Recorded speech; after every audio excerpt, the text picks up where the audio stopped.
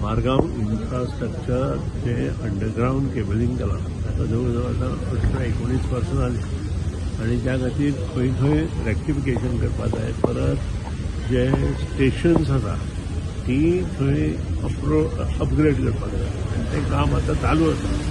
अंदूच्या वर्सां आमी तें घेता आनी खंय खंय ज्यो गोश्टी कमी पडटा ते सगळे पूर्णपणे लक्ष घालून थंय मुखार वचपाचें आसा. आतां जे पळय मदीं लायट वता ताका कारणां खूब आसता. ते एकूच कारण ना की ते फॉल्ट ऑफ पावर डिपार्टमेंट, बाकीचो प्रॉब्लेम आसता, ग्रीड प्रॉब्लेम आसता. ह्या सगळ्या जागांक मागीर हे ज्या कडेन पळय मेन लायन अंडरग्राउंड ना थंय मेजर प्रॉब्लेम आसता.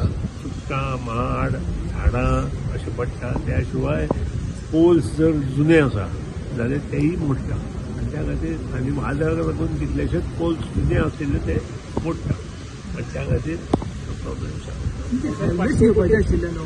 ते चालू अजून जावना.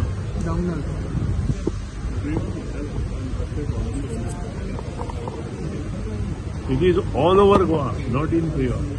ज्या कडेन अंडरग्राउंड केबलिंग काम चालू आसा थंय थंय रस्ते खोडून दवरल्याने काम चालू आसा. आतां ताचेर बॅन आसा आनी त्या खातीर आमकां काम करपाक मेळना. 15 नोव्हेंबराक परत अंडरग्राउंड केबलिंग काम चालू जातलें कारण कलेक्टराचें जें नोटिफिकेशन आसा तें 15 नोव्हेंबराक अंडरग्राउंड केबलिंग किंवा अंडरग्राउंड म्हणजे एस्कावेशन जे रस्त्यार करता ते 15 नोव्हेंबरा पासून जाता सांगलेले. त्यानंतर जितलो पिरियड जाय त्या हेतून ते त्याचे पॉटहोल्स काडटले, रस्ते पॉटहोल्स काडटले. बाकी सगळे जे रस्ते आसा ते public works department after 15 November करता. थँक्यू.